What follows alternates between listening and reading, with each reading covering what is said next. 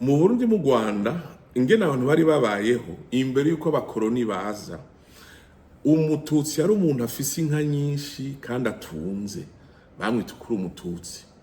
Inka zipfuye kubera ingwara, inka zipfuye kubera homvye, baca bitwa yuko batahiye, gutahira, bavyita gutahira. Aca umuhutu, urumva hari ivyo bita fluidité, zari classe sociale. Mu vyerekeye ivyigwa muri sociologie, iyo hari fluidité ziba ziri classe sociale, ntiziba ari ubwoko. Umuhutu nawe ari umuntu w'umurimyi, akaba n'umuntu kandi akorera kwa gusa, aragira cyangwa akorera umututsi kwa gusa, akamuhinga akaba araho. Uyo muhutu nawe ashitse aho atunga karonka inka, bavyita yuko yihutuye, yabaye umututsi. Ivyo navyo wumva ko vyari fluidité. Umutwa nawe yaraba umututsi. Iyo umwami yamurungise kugwana agatsinda, umwami yamuhinka agaca bavyita gutwatura, yaba umututsi iyo umwami amugize umututsi. Rero muri étude sociologique ivyo vyitwa ko ari fluidité, ziba ari classe sociale. Kandi izo classe sociale ntizabayeho mu Burundi gusa. Murabizi mu Faransa imbere ya revolution, murabizi ko hari aba bourgeois, murabizi ko hari aba noble, murabizi ko hari abaki abapaysan, nico kimwe mu Badagi hari abantu bita aba jankers n'aba paysan, murazi ko hari abantu bitwa aba socratiens n'aba plébéiens mu Empire romain. Izo classe zabaye disparu après le royaume. À chaque royaume hategeza kuba hari classe supérieure na classe inférieure. Ni ibintu vyaba hose. Donc kuba umututsi vyari ibintu bisanzwe, kuba umuhutu vyari ibintu bisanzwe, kuko zari classe. Nizo classe ndababwiye zo mu Roma, nizo classe ndababwiye zo muri mu Budagi, nizo classe ndababwiye zo mu Faransa n'ahandi hose, zari zifise fluidité. Umwe yava ngaho aronse uburyo akajaha ukunuku. Rero mu yigwa iyo amazina yitwa uko aba ari ama classe sociale. Ni gute rero tuzi ko tutiheze, kuko nitwari hajya tutaze kuraba twabati nivyo no kuri. Turafise amarchive. Iyo ushaka kuraba ko événement historique yabayeho, ukonsulta, uraraba amarchive, archives, cyangwe manuscripts, cyangwe witness, abatemwe, abantu babibayemo. Ivyo vyose nivyo bikwereka ati koko aya mazina ya present kiniki. Ico nico rero muca muraba mugasanga ati ivyo nivyo, ntupfa kuvuga ko nitwari hajya. Mbo rero hari ikintu, par exemple evidence iyi mubona ngaha kuri ahanye kuri écran, iyi ni umugabo yatwara ibutare, yari umubirigi, urumva akora muri administration, arabizi, atanze raporo, yariko aratanga raporo mu 1930, atanze raporo mu bakuru biwe 32 imbere yuko baza guharura, bashaka gushinga ubwo, arababwira abandikira. Yitwa administrateur André Sevansky, yari umubirigi, niwe yatwara ibutare, uwo mwanya bahita Astrida. Mugiye kabiri umva ivyo yavuze: Batutsi Bahutu ne comporte pas aux yeux de l'indigène comme pour nous une distinction de race, mais de richesse et d'influence. Un Moutou détenteur de vache est un Moututsi. Niko yavuze. Nsomye ivyo yanditse, yavuze, murayibona iki gitabo aho mubona, iyo ni manuscrit, nukuvuga ati igitabo ciwe murabironka, biragoye kuronka barabitabuye byose bya. Nibi iki kirerekana neza muri étude historique cyangwa muri étude sociologique, ufise manuscrit nk'iyi ni evidence iteye ubwoba, kuko urumva n'umuntu aba yabikozemo akavuga ibiriho. Si uwo wonyene, turonse umuntu wo muri administration yabibonye, tuje mu bapadiri aribo baje ubwambere, baravuga neza yuko abahutu abatutsi bari classe sociale. Ica gatatu, abatama bacu barabivuze ati ni classe sociale. Donc ufashe ivyo bintu vyose bitatu bica bikonkura, bikerekana neza ivyo mpejeje kuvuga yuko zari classe sociale. Bari batandukanye en fonction y'ubutunzi, ntibwari ubwoko n'ivyerekeye classe sociale, ubutunzi, imigwi y'ubutunzi biratandukanye.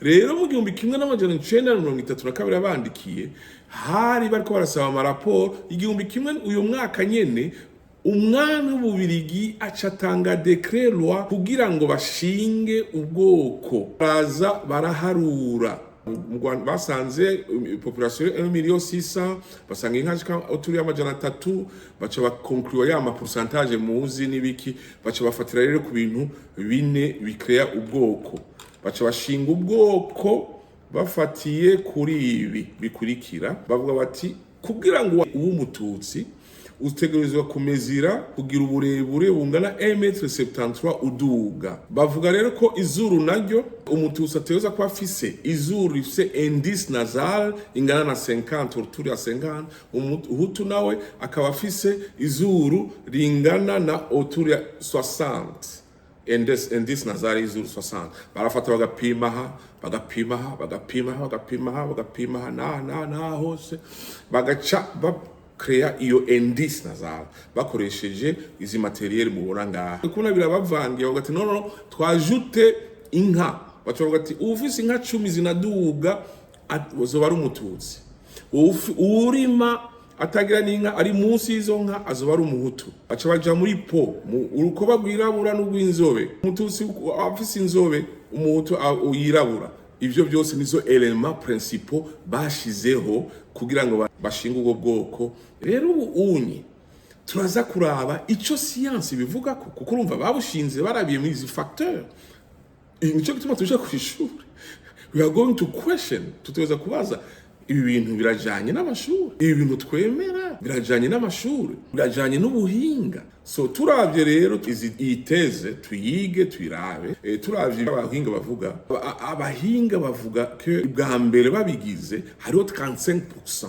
muri groupe y'abatutsi ko bazanye abantu bitwa ko bari mu classe sociale y'abatutsi babakura muri irya miryango bifise inka nyinshi babazana bashika 1200 bazana abahutu bari mu mirima bapfuye n'inzara barashira ngaho baca baza batangura kubapima babapimira strida rero mwaho mu batutsi basanze 35% y'abatutsi bafise ama critères abagira abahutu baca baranyegeza 35%.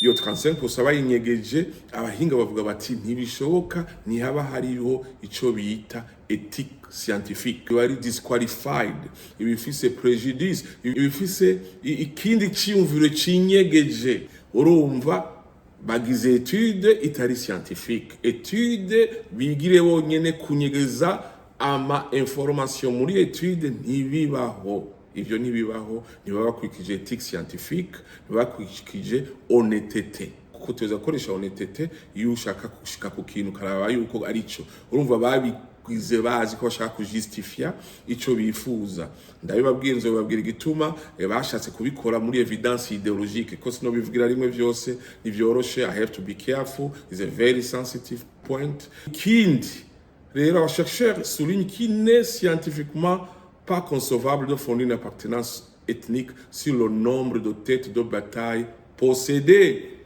Nibibaho gushinga ubwoko ufatiye ku nkufise. Inka ni nziza, turazikunda ni nziza. Ariko inka nizigira ubwoko, nizigira umuntu ubwoko. Dufate furera aronse inka. Ntaca umunyamurenge nibishoboka aguma ari umufurera inka ni property si culture ntavyumva inka si culture ushobora kugira inka nyinshi ukavuga ati ndazifise nyinshi ukuraba ntabona umuco akubona kutunza akabona kufise inka nziza inka ubona ko ari inyama uko bisigaye bimeze si umuco ntivyigeze biba umuco inka ni turazikunda cyane ni vyiza ariko inka sumucho ni property urazironka uno munsi ukazitakaza ejo ntushobora gushinga ubwoko ufatiye ku V8 ico ni cigwa c'abasante sijewe ikindi naco ngo ukagenda ukerekana imirima myinshi ufise ukerekana ko ari bwo butunzi bwo ko ari wo muco wa nta muco wo kugira imirima imirima urayironka uno munsi ejo ukayitakaza izo ni facteurs très important you cannot believe in a lie you cannot live in a la land ibintu byose bica mu bumenyi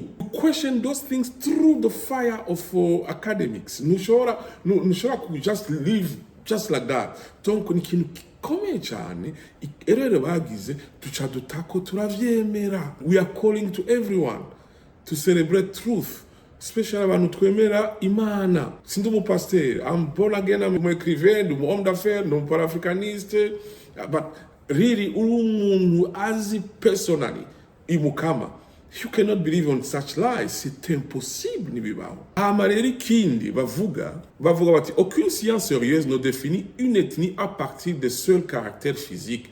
Tous les Hutus ne se ressemblent pas et tous les Tutsis non plus. S'en tenir à l'appartenance physique revient à se foudroyer. Nombreux seraient ceux qui présentaient certains traits, s'affirmeraient Hutus ou Tutsis selon leur convenance ou se retrouvant au lieu différent. Ntushobora gushinga ubwoko urabiye kuko n'umuntu asa. À part ça, ubwoko ntibabushinga par décret royal. Itabo niho mubisoma mukavyumva, mukabisoma mukeshanje imbere kwizi video zikiriho kugira ngo turema abantu bashasha, abana bashasha, dusabe ko babyigisha mu mashuri. Bigisha izo evidence zitanu. Kuko habaye mu Rwanda ingwano, habaye mu Rwanda i Burundi, naho vyifuza. Kuko ibihugu byacu ni ibihugu vya genocide, si ibihugu vy'ingwano. Ntawe vyifuza, ariko c'est trop dangereux. Ko ntibazoduha n'intebe twicara bahevye ko na nibaguha muri Arusha akoro ngo musubire kwicara. Bafise amadeni bararusha. Irashaka guta umwanya, bavuga ati abantu barananira. Kubera babigishije imyaka 20 kuva abantu bize kuva mu Babirigi, kuva mu 1930 gushika mu 1965 nibo biza amoko, iyo communauté niyo yiza amoko kandi iyo kwirigisha abandi, niyo en fait yabuze abantu benshi kandi nibo bisha abantu. Mu Rwanda, mu Burundi, muri Congo twigishe murungike mu bantu bose bumva izi evidence ku buryo habaye ikibazo bamenye yuko bwari ububesha ko ntibirashikira. Hari n'ibintu batazi, hari ibintu byinshi batazi kugira ngo tugabanye at least radicalism iriho, inumye ariko iriho, iryamye kiravyuka, iryamye ariko iriho. Hama tuje mu vyerekeye uburebure. Wabatutsi ngo ni 1,70 m kuduga. Est-ce que abatutsi bose bafise 1,70 m et plus? Abahutu bafise 1,70 m et plus? Ico ni cambere. Ica kabiri, nta moko abaho aba créé par uburebure. Nibibaho twayivuze les traits physiques. Nukuvuga ko nibibaho yuko ushobora abahutu bose ntibafise 1,73 m, abahutu bose ntibafise munsi ya 1,73 m, abatutsi bose ntibafise 1,73 m irenga. Kandi barasigura ngaha yuko uravye ubu ni la majorité ya bose kuko bavyita les variations biologiques. Les variations biologiques zabo wisa abahutu na les variations biologiques zabo wisa abatutsi en fonction des variations byo bita environnement n'ibindi vyinshi tuzosigura muri evidence morphologique bishobora gutuma izo variations biologiques umuntu yari mugufi akaba muremure, umuntu yabaye muremure akaba mugufi en fonction yuko ubwo nabayeho. Donc yuko fixa ubwoko en fonction y'uburebure is unscientific. Nishobora cannot be applied, nibaho. Ikindi gikurikira ni cerekeye ngo abarundi n'abanyarwanda baribagiye ubwoko bwabo. Jamais on a vu une ethnie être créée, oubliée, puis être rappelée à la mémoire de ses membres par les tiers. Nibibaho yuko ubwoko bushingwa cyangwe bwibutswa benye bwo. Man, uranyumva? Est-ce que wari wibagiye kuri umututsi, wari wibagiye kuri umuhutu? Donc haje umuntu wo hanze ati wewe rero ufite ubwoko bwawe, tugate naribagiye. Ego nibibaho nta ushobora kuvyemera. Yes you can, nta ukubujije, but is a lie. Kuko urumva ubwoko nukintu koko ciwawe bikwiye ku buryo bavuga ati uyu muntu koko afukwiwe. Kintu principal mu vyigwa is ururimi ntukorako. Udafise ururimi rwawe ntushobora kuba ko wibagiye ururimi rwawe. Nibiba udafise ururimi rwawe turaza kubibona. Udafise ururimi rwawe udafise ahantu uvuga ati hari ahantu udafise n'imico yari itandukanye n'Imana yawe ntibishoboka kubura ubwoko. Nibibaho ntibibaho nta nahamwe vyabaye ni Burundi gusa ni Rwanda donc urumva ko ari ububeshi baravuga bati des centaines d'ethnies africaines ont traversé les siècles, les migrations, les contacts avec d'autres peuples sans perdre leur langue, leur culture, leurs coutumes. L'idée que les Hutus et les Tutsis auraient pu oublier leur prétendue origine distincte ne résiste pas à l'analyse des relations sociales et de l'histoire. Ntibibaho abumva igifaransa nimva ko benshi bumva igifaransa kugira ngo ubwire umuntu ko yibagiye ururimi rwiwe en bref ntibibaho yibagiye umuco wiwe ntibibaho ivyo tuzobiraba muri evidence historique ni ibintu vyerekana ko bwari ububeshi bukomeye bon ikikurikiranaho muri za Gihanga n'iki imigani yo mu Barundi ya kera abazungu bataraza imigani yo mu Barundi bataza amapoem ibintu vyinshi vyose biraboneka neza yuko imbere y'ababirigi atana hamwe bigera bavuga ati twe twavuye hajya nta gati n'abandi twe twavuye hajya barerekana abantu abashakashatsi yuko abarundi n'abanyarwanda aho hantu habaye abantu abo bantu bahabaye haciye imyaka 2500 ata mouvement massif yigeze iza donc ibi ni by'abashakashatsi jewe donc uri ukundi ayo mazina disano ayo mazina ari amashushu name ayo mazina ari amashushu name for you pour vous but they are killers. Those names might disappear. Ayo mazina tuweza kugenda ave mu Barundi ave mu Banyarwanda. Those are killer names. They are not shushu names. They are killer names. They are ideological names. D'autant plus que zitari ubwoko zifatiye ku byiyumviro. Ivyo vyiyumviro navyo bavyita exclusive claims. One cannot live with another. One excludes another. Donc, they're into perpetual conflict. Tuzobira muri ideology. Donc, udakuye ayo mazina uyashire muri pubere. You stay with ideology. That's the problem. Niho hari kibazo. Twege natwe nitwe dutegerezwa kubivuga kubiraba tukavuga tugira iki solution tuzoira muri solution tuzozana solution nuko ayo mazina tuyashira muri pubere tugakreya abandi bashasha. Abana kiga yuko ayo mazina atabaho ayo mazina n'amatiwe. These are killer names, genocidal names. Those are imbecile names. Mutegereza kubibona kuko turafise conscience. I do believe you could have conscience. Imana baraduhaye conscience to know what is right and what is wrong. Conscience mu bisanzwe no kumenya ikibi n'iciza. Yes, utazi kibi n'iciza utuja kwishure kwiga what is right and what is wrong. Nico gituma tuja kwishure egishure ntitwayivukanye. You don't have to. Ariko ugiye kwishure you go to study what is right and what is wrong. Niho basepara ukuri n'ukutari ukuri. Nico gituma tuweze questioning ikintu kiriko kirica miliyoni 10 z'abantu. Iyi ni responsibility yacu. Ntaho n'umwe azoza kubigira atari twege. Nico gituma mugume mutanga izi video zikiriho muzitanga mu distribute mugurira ibitabo mushaka abantu mubibahe. Sindiko nagurisha ibitabo mu businessman ndago sindiyo ndimwo ndiko ndakora ikivi kuko umuntu yamenye umukama afise impamvu ari foxe nzobisigura gatoya nisiguye neza mu vyerekeye uko imase shaka bivanga n'impamvu muyita ngo wa mu pasteur nta bu pasteur ndimwo sindi umu pasteur nemera umukama fise relation nawe personnel ntibikeneye ko ndayisigura ubunyene ariko ndi obligé yuko gikora ndi obligé I'm forced to kumva afite imyaka 50 irenga uharuye kugira ngo ushikane imyaka 90 usigaraje 350 heures ugaho ukuyemo witero yo kuryama ku munsi en fait iminsi iraheze. Donc utubiza gukora ikivi kuko umuntu yaremye nkuko nabibabwiye yemeye umukama akagira experience n'umukama aba yarahamagawe mwese abakristo muteza gukora iki abo bana pana bajya mu misa bazi neza ko bafite relation n'umukama kuko yarabahamagaye mwavuse bahamagaye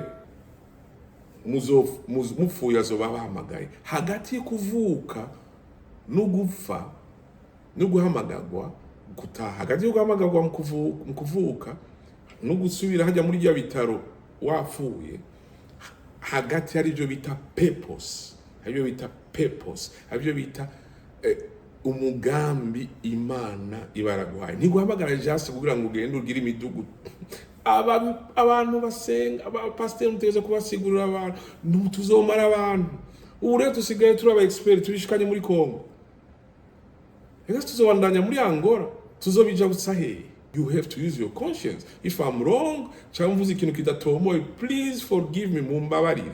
Muzoce munyandikira muri WhatsApp. Sije nagize amayitiri.